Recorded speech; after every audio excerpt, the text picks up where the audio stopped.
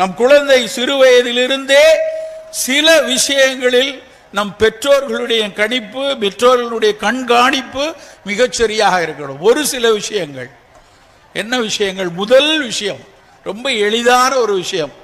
தமிழ்நாட்டில் 30 வருஷத்துக்கு மேலே அயன் ஃபாலிக் டேப்லெட்டை வந்து ஸ்கூல் வாத்தியார்கிட்ட சொல்லி வியாழக்கிழமை அவன் வாயிலே போட்டிருக்கேன்னு சொல்லி கொடுக்குறோம். சாப்பிட மாட்டேங்கிறான், துப்பிடுறான், எடுக்க மாட்டேங்கிறான், இப்படிலாம் சொல்லினாலும் அதுக்கு ஒரு ஆசிரியரை நியமித்து பள்ளி கல்வித்துறை எப்படியாவது அந்த அயன் ஃபாலிக் கொடுத்துருங்க. ஆனாலும் இன்றைக்கும் இந்த தென்காசி மாவட்டம், திருநெல்வேலி மாவட்டம், எல்லா மாவட்டத்திலையும் இன்னைக்கும் பெண் குழந்தைகளில் 40% மேலே அயன் டெஃபிஷியன்சி, அனீமியா, இரத்த சோகை. நம்ம வீட்டு பிள்ளைகள்ல நமக்கு அறியாமல் அவர்கள் இரத்த சோகையிலே இருந்துட்டு இருக்காங்க. ரொம்ப எளிதான விஷயம் தானே அப்படின்னு தோணும், ஆனா அது இல்லை.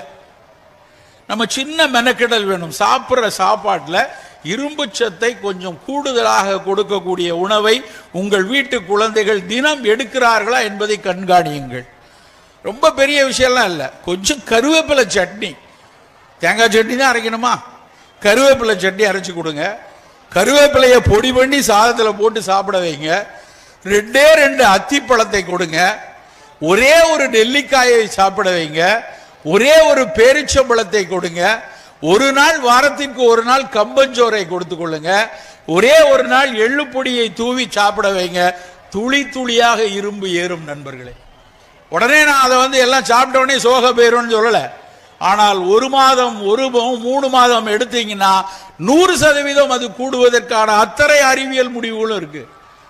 இதெல்லாம் விட முருங்கைக்கீரை, உங்க தோட்டத்துக்கு பின்னாடி எல்லார் வீட்லையும் முருங்கை மரம் நிற்குது. மிக எளிதான, எங்கேயாவது முருங்கைக்கீரை ஒரு கட்டு 400 ரூபான்னு வித்துருக்காங்களா? 40 பைசா, 50 பைசா, 5 ரூபாய்க்கு கிடைக்குது.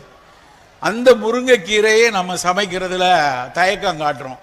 நான் சென்று வரக்கூடிய அத்தனை நாடுகளிலும் பார்க்குறேன், எல்லா நாடுகளிலும் ட்ரேடர் அண்ட் ஜோன்ஸ் அப்படின்னு கடை இருக்கு, பெனட் அண்ட் ரெனட்னு ஒரு கடை இருக்கு. அதே மாதிரி வால்மார்ட்டினுடைய முன்னணியில் இருக்கக்கூடிய கடைகள் எல்லாத்துலேயும் விற்கக்கூடிய ஒரு மாத்திரைக்கு பேர் மொரிங்கா. மொரிங்கான்னு ஒரு டேப்லெட், 30 டேப்லெட் $15. அப்போ ஒரு டேப்லெட்டோட விலை 45 ரூபா. என்ன தெரியுமா? வெறும் முருங்கை இலை பொடி. அவன் அப்படி வித்து உலகம் முழுக்க வித்துட்டு இருக்கான். நம்ம முருங்கைக்கீரையை மாட்டுக்கு போட்டுட்டு இருக்கோம். நண்பர்களை, முருங்கைக்கீரை, எள்ளு, நிறைய குழந்தைங்க வந்திருக்காங்க. முருங்கைக்கீரை சாப்பிடுங்க, எள்ளு பொடி சாப்பிடுங்க, அத்திப்பழம் சாப்பிடுங்க, மாதுளம்பழம் சாப்பிடுங்க. தினசரி ஒன்று இரும்பு சத்தை உயர்த்துவதற்கான நம்ம வீட்டில் நாம் எடுக்க வேண்டிய மெனக்கடல். 2வது புரதச்சத்து. நம்ம இந்தியர்கள், தமிழ்நாட்டில் இருக்கவங்க நிறைய பேர் சாப்பிடக்கூடிய உணவு புரதம் போதாது.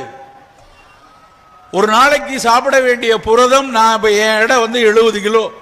70 கிலோவுக்கு நான் வந்து 70 கிராம் புரதம் எடுக்கணும்.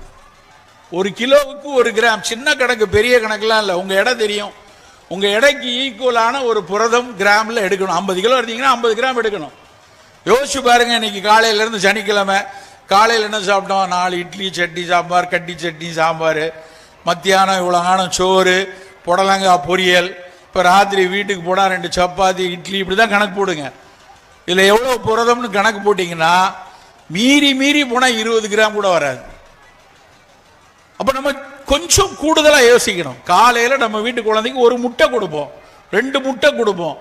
இல்லை முட்டை சாப்பிட மாட்டேன் சார், நான் மரக்கறி ஆளன் அப்படின்னா பன்னீரோ இல்லை தோஃபுன்னு சொல்லக்கூடிய சோயா பன்னீரோ, வெள்ளை கொண்டை கடலையோ, சோளமோ, சோளம் சாதாரண வெள்ளை சோளம், அந்த சோளமோ, அதையும் விட கூடுதலாக புரதம் இருக்கக்கூடிய சோயாவில் தான் தொஃபு வருது, சோயா பன்னீர்.